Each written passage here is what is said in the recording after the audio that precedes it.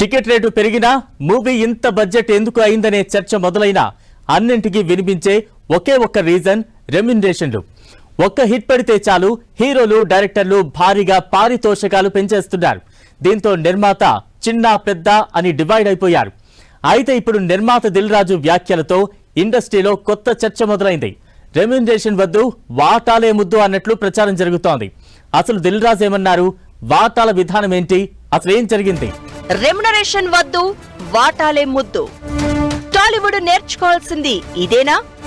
దిల్ రాజు వ్యాఖ్యలతో ఇప్పుడు కొత్త చర్చ. వాటాల విధానమే ఇండస్ట్రీని కాపాడుతుందా? లాంగ్ రన్ లో ఇదే కీలకం కాబోతుందా? మిగతా ఇండస్ట్రీలో పరిస్థితి ఎలా ఉంది? భారీ బడ్జెట్ సినిమాలకు కేర్ ఆఫ్ గా మారుతోంది టాలీవుడ్. ఒక్క హిట్ పడితే చాలు హీరోలు డైరెక్టర్లు భారీగా రెమ్యునరేషన్ పెంచేస్తున్నారు. సినిమా బడ్జెట్, నిర్మాతల పరిస్థితి గురించి కనీసం ఆలోచించడం లేదనే చర్చ ఎప్పట్నుంచో ఉంది.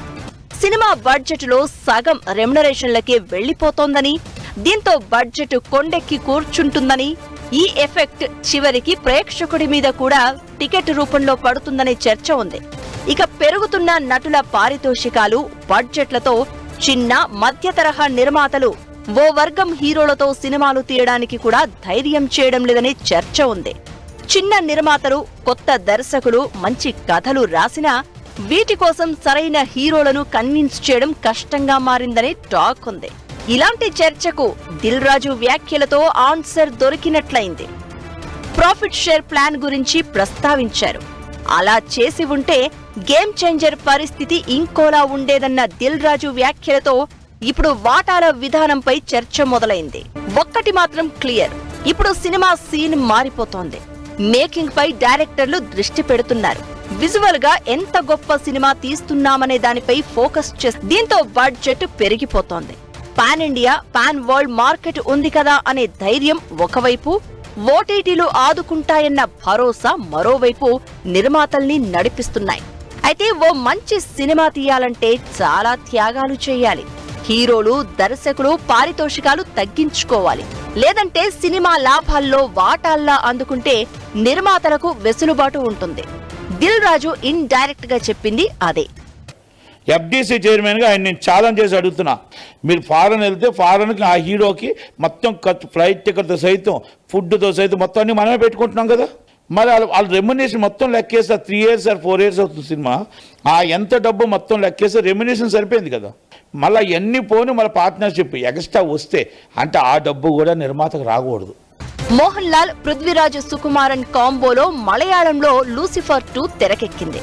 ఈ మూవీ కోసం మోహన్ లాల్, పృథ్వీరాజ్ ₹1 కూడా పారితోషికం తీసుకోలేదు. సినిమా రిలీజ్ అయ్యాక బాగా ఆడితే లాభాల్లో వాటా తీసుకుంటారు. సినిమాపై వాళ్లకు అంత నమ్మకం.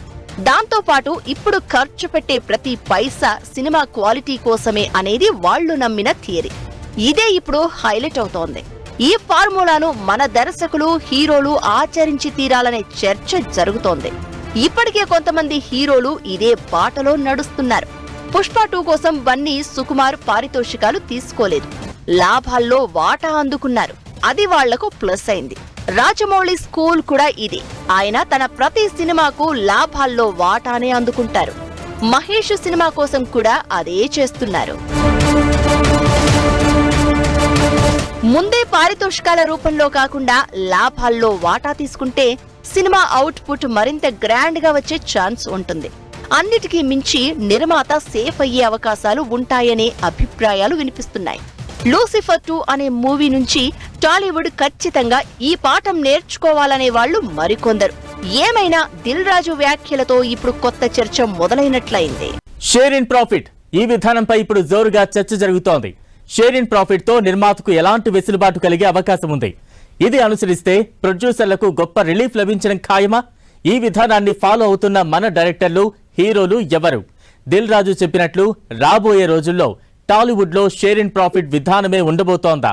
మిగతా ఇండస్ట్రీలో పరిస్థితి ఎలా ఉంది? సక్సెస్ కు కేర్ ఆఫ్ గా నిలిచిన దర్శక ధీరుడు రాజమౌళి ఏ సినిమాకు రెమ్యునరేషన్ తీసుకోరు. ప్రాఫిట్ ఇన్ షేర్ విధానమే ఫాలో అవుతారు. ఆయనే కాదు, భారీ బడ్జెట్ సినిమాలు తీసే ప్రశాంత్ నీల్, సుకుమార్ లాంటి వాళ్లది కూడా ఇదే దారి.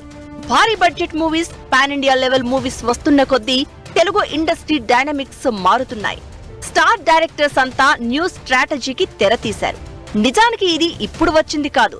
తెలుగు పరిశ్రమలో మెగాస్టార్ చిరంజీవే ఈ పద్ధతి మొదలు పెట్టారనే చర్చుంది. ఇప్పుడు చాలా మంది టాలీవుడ్ టాప్ హీరోలు కూడా కథను నమ్మి సినిమా తీస్తున్నారు. అది సక్సెస్ అయితే డైరెక్ట్ గా ప్రాఫిట్ లో షేర్ తీసుకోవడానికే ఆసక్తి చూపుతున్నారు. ప్రాఫిట్ ఇన్ షేర్ విధానంతో సినిమాను హీరో, డైరెక్టర్ మరింత ఓన్ చేసుకుంటారు. రెస్పాన్సిబిలిటీ పెరుగుతుంది. వీటన్నింటికి మించి నిర్మాతకు వడ్డీల బాధ తప్పుతుంది. ఫైనాన్షియల్ గా పెద్ద రిలీఫ్ లభిస్తుంది. ఇప్పుడు రాజమౌళి గారి స్కూల్ అదే కదా, ఆయన ఏమీ తీసుకోవట్లేదు కదా, ఆయన మొదటి నుంచి ఫాలో అవుతుంది అదే కదా అని ఆయన అన్నారు. అని ఈయన కాన్ఫిడెన్స్ వ్యక్తం చేశారు దిల్ రాజు గారు. అతి త్వరలో మన వాళ్ళు కూడా దాంట్లోకే వస్తారు, దాంట్లోనే బెనిఫిట్ ఉందని వాళ్ళకు కూడా రియలైజ్ అవుతారని ఆయన అన్నారు. ప్రొడ్యూసర్ కి బర్డెన్ ఉండదు, అందులో ఒక ఓనర్షిప్ హీరోకి లేకపోతే డైరెక్టర్ కి ఇవ్వడం వల్ల చాలా బెనిఫిట్ అవుతుంది. It is going to happen very soon. మిగతా ఇండస్ట్రీలో ఈ విధానం ఎప్పటి నుంచో ఫాలో అవుతున్నారు. బాలీవుడ్ స్టార్ హీరో అమీర్ ఖాన్ కూడా గత 20 ఏళ్లుగా రెమ్యునరేషన్ తీసుకోవట్లేదు. తాను కేవలం ప్రాఫిట్ లో షేరింగ్ మాత్రమే తీసుకుంటాను అని ఓపెన్ గానే చెప్పాడు చాలా సార్లు. దీంతో మూవీ బడ్జెట్ గురించి ఎక్కువగా ఆలోచించకుండా మంచి స్క్రిప్ట్ ను సెలెక్ట్ చేసుకోవడానికి యూజ్ అవుతుందని, నిర్మాతలకు కూడా ఎక్కువ భారం ఉండదని అంటున్నాడు. తన చాలా సినిమాలు 20 కోట్ల లోపు బడ్జెట్ తోనే పూర్తయినట్లు అమీర్ చెప్పాడు చాలా సార్లు. ఇక బాలీవుడ్ స్టార్ హీరో అక్షయ్ కుమార్ కూడా 2023లో విడుదలైన సెల్ఫీ సినిమాకు ఎలాంటి రెమ్యునరేషన్ తీసుకోలేదు. ఆ సినిమా సక్సెస్ సాధిస్తేనే రెమ్యునరేషన్ తీసుకుంటాను అని చెప్పాడు. సినిమా ఇండస్ట్రీ బాగుండాలంటే అది నిర్మాత బాగున్నప్పుడే. అది జరగాలంటే ఇలాంటి విధానాలే కరెక్ట్ అనే చర్చ జరుగుతోంది. ఇప్పుడు దేశమంతా టాలీవుడ్ వైపే చూస్తోంది. పెద్ద హీరోలందరూ దాదాపుగా పాన్ ఇండియా సినిమాలనే చేస్తున్నారు. దీంతో బడ్జెట్ కూడా పెరుగుతోంది. రాబోయే 10 ఏళ్లలో ఈ ట్రెండ్ మరింత పెరిగే ఛాన్స్ ఉంది. దీంతో షేర్ ఇన్ ప్రాఫిట్ విధానం రాబోయే రోజుల్లో కామన్ అయ్యే అవకాశాలు ఉన్నాయనే చర్చ జరుగుతోంది.